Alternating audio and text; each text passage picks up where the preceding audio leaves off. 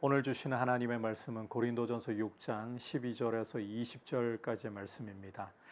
모든 것이 내게 가나 다 유익한 것이 아니요 모든 것이 내게 가나 내가 무엇에든지 얽매이지 아니하리라. 음식은 배를 위하여 있고 배는 음식을 위하여 있으나 하나님은 이것저것을 다 패하시리라. 몸은 음란을 위하여 있지 않고 오직 주를 위하여 있으며 주는 몸을 위하여 계시느니라. 하나님이 주를 다시 살리셨고 또한 그의 권능으로 우리를 다시 살리시리라. 너희 몸이 그리스도의 지체인 줄을 알지 못하느냐? 내가 그리스도의 지체를 가지고 창녀의 지체를 만들겠느냐? 결코 그럴 수 없느니라. 창녀와 합하는 자는 그와 한 몸인 줄을 알지 못하느냐? 일러스되 둘이 한 육체가 된다 하셨나니 주와 합하는 자는 한 영이니라. 음행을 피하라. 사람이 범하는 죄마다 몸 밖에 있거니와 음행하는 자는 자기 몸의 죄를 범하느니라. 너희 몸은 너희가 하나님께로부터 받은 바 너희 가운데 계신 성령의 전인 줄을 알지 못하느냐? 너희는 너희 자신의 것이 아니라 값으로 산 것이 되었으니 그런즉 너희 몸으로 하나님께 영광을 돌리라. 아멘. 오늘 함께 읽은 이 고린도전서 6장 12절부터 20절까지는 고린도 교회 안에 만연해 있던 이 음행의 문제를 청산하도록 사도 바울이 권면하는 말씀입니다. 우리가 5장에서 이 음행의 문제를 또 다르게 다루고 있는 것을 보았습니다. 이 5장에서는 어떤 사람이 계모와 결혼을 하는 근친상간의 문제를 다루는 것이었죠. 이런 죄악을 고린도 교회가 처리하지 않고 내버려 두고 있는 이런 죄를 저지른 자를 출교시켜서 그 육신은 멸하고 영은 주님의 날에 구원 얻도록 이런 조치를 취하지 않은 것에 대해서 사도 바울이 다루는 것이었습니다. 하지만 이 6장에서의 문제는 좀 다릅니다. 이 고린도라는 도시는 장려로 악명이 높은 도시였습니다.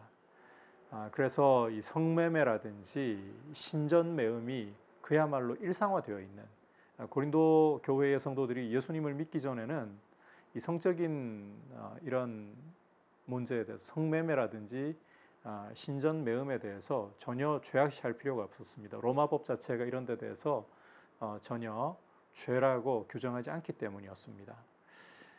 따라서 이제 예수님을 믿고 난 후에 성도로서 이런 이 음란의 문제를 정리를 해야 되는데 이들이 예수님을 믿기 전에 즐기던 이 죄를 하루아침에 끊어버리지 못하고 계속해서 이 죄를 반복하는 이런 모습이 고린도 교회 안에 있었던 겁니다. 그래서 사도 바울은 이런 문제를, 이 음란의 문제를 이제는 다루기 위해서 이 말씀을 주고 있는 것입니다.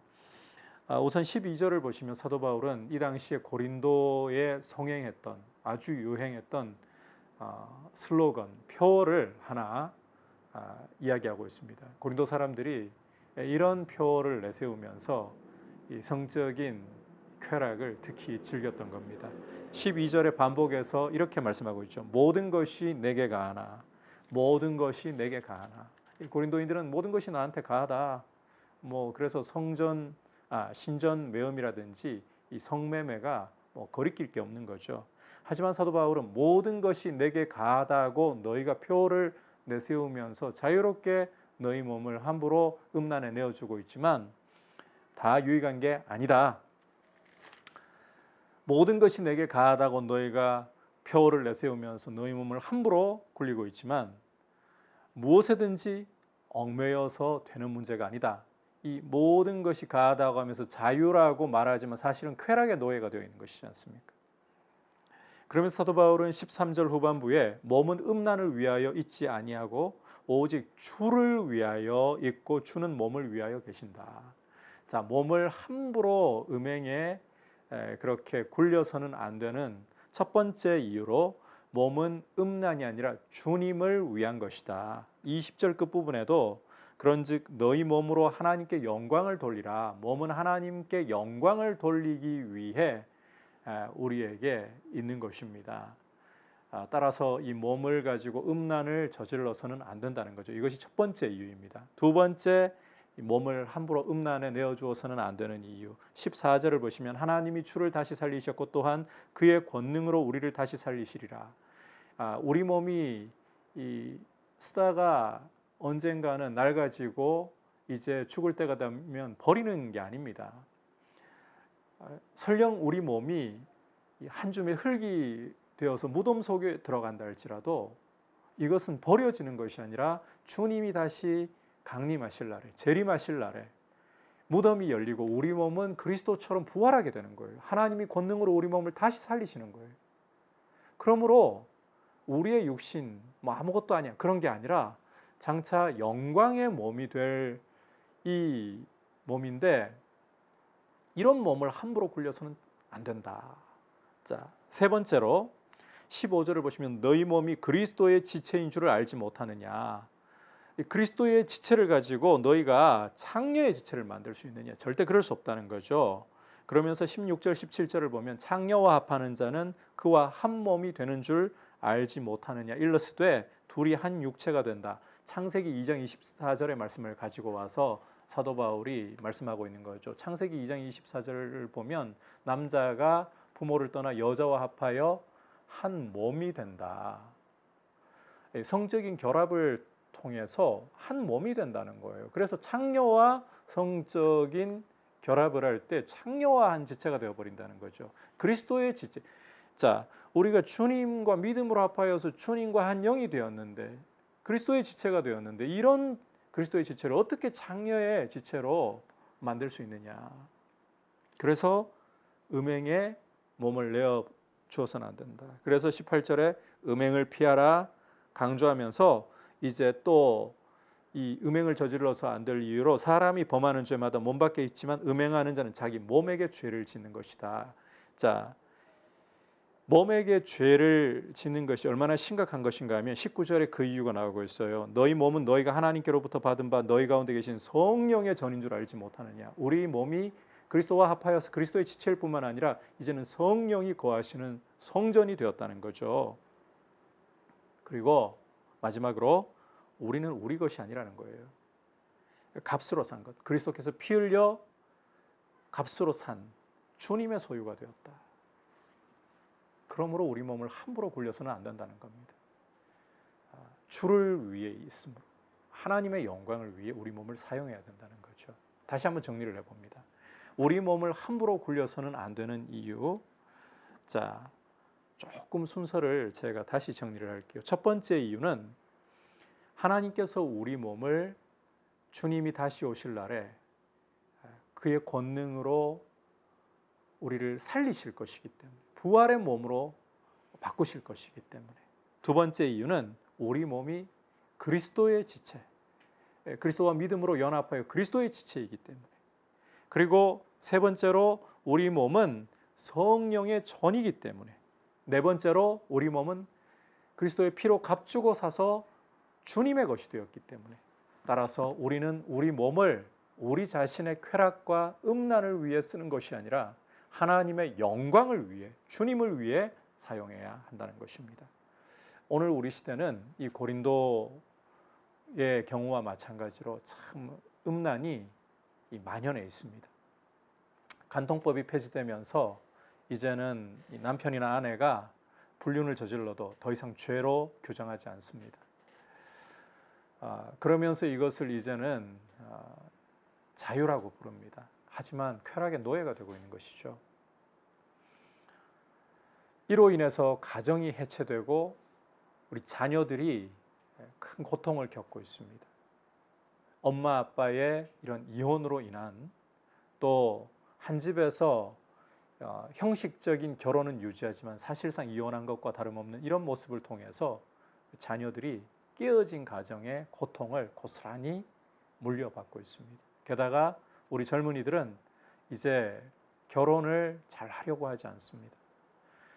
결혼을 해도 집을 장만하기가 그야말로 하늘의 별 따기 같고, 또 이 자식을 낳아서 교육비로 돈을 쓴다는 것이 이게 참 허리가 휘청일 정도로 어려운 일이 되고, 그래서 결혼을 포기하고 오히려 독신으로, 사실 독신으로 살아가는 게 아니죠.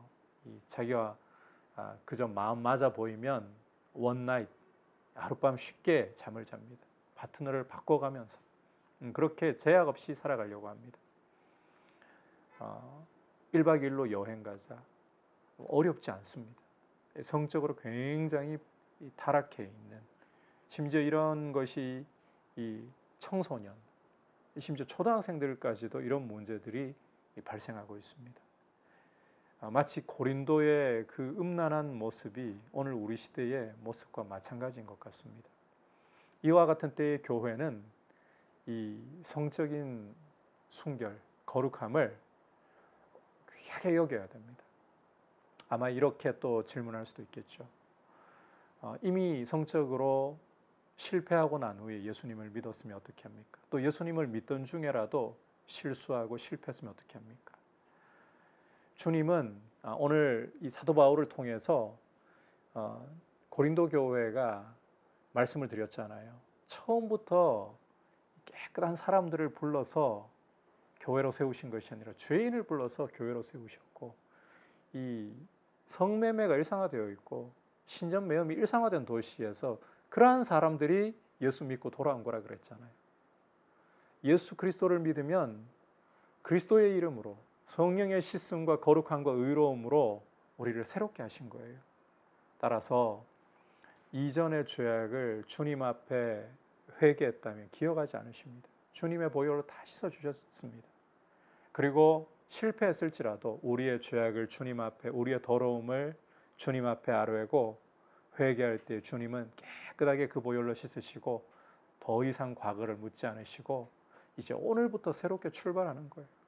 내 몸을 주를 위해 성령의 전으로서 결혼을 귀하게 여기고 침소를 귀하게 여기고 주를 위하여 사용하고 주님이 기뻐하실 믿음의 가정을 세워가는, 그래서 자녀들에게도 거룩한 믿음을 물려주는 그러한 모습으로 서가기를 원합니다. 그렇게 주님 앞에 우리를 드릴 수 있기를 축복합니다. 이제 말씀을 생각하면서 기도하겠습니다. 특별히 오늘 말씀을 통해서 보듯이 주님 성적인 순결이 교회 안에 아주 귀한 가치가 되게 하시고, 주님 앞에서 우리가 성적인 죄를 지었다면 철저히 회개하고 더 이상 묻지 않으시고 깨끗하게 씻어주시는 주님께 우리의 몸을 가지고 주님께 영광을 돌려드릴 수 있는 삶을 살아가게 해달라고, 그리고 결혼을 귀하게 여기고 또 가정이 해체되는 것을 주님 막아주셔서 우리 그리스도인들의 가정이 이 믿지 않는 세상 가운데에서 작은 하나님의 나라로서 하나님의 거룩하심을 보여주는 통로가 되게 해달라고, 그리고 우리 자라나고 있는 이 청소년들, 젊은이들에게 하나님의 말씀을 무엇보다 존중하고 성적인 부분을 거룩하게 주님을 위해 사용할 수 있게 해달라고 그렇게 합심해서 기도하고, 마지막으로 코로나 사태가 하루속히 종식될 수 있도록 주여 은혜 베푸시고 우리 자녀들의 등교가 안전하게 하옵소서. 같이 기도하겠습니다. 하나님 아버지, 오늘 말씀을 통해서 고린도 교회 안에 만연하고 있던 이 음행의 문제를 다루시는 것을 보았습니다. 주님, 당시 고린도 사회만이 아니라 오늘 우리 사회 또한 성적으로 많이 부패해 있고 타락해 있습니다. 주님, 이와 같은 세상 속에 살아가면서 주님 앞에서 참으로 우리의 몸과 마음을 주님이 기뻐하실 모습으로 거룩하게 드리기를 원하고, 무엇보다 우리의 몸이 음란을 위한 것이 아니라 주님을 위한 것이기에, 장차 주님 다시 오실 날에 부활의 몸으로 바꾸실 몸이기에, 또 우리 몸이 그리스도의 지체이고 성령의 전이고 값으로 사신 것이기에 오직 주를 위해 하나님의 영광을 위해 드릴 수 있게 도와주시옵소서. 그리고 결혼을 귀하게 여길 수 있게 하시고 침소를 더럽히지 않게 하시고, 하나님 아버지, 우리 그리스도인들의 가정이 아름답게 작은 하나님 나라를 이루어서 이 가정이 해체되어가는 악한 세대 가운데에서 하나님의 빛을 비출 수 있는 모습으로 서가게 하시고, 또 우리 자녀들에게 거룩한 믿음의 유산을 물려줄 수 있는 그런 모습으로 서가게 하여 주옵소서. 아버지, 간구합니다. 하루속히 코로나 사태가 종식될 수 있도록 백신과 치료제 개발이 이루어지게 하여 주시고, 또 등교하고 있는 우리 자녀들 주의 은혜로 돌보셔서 안정케 하여 주시옵소서.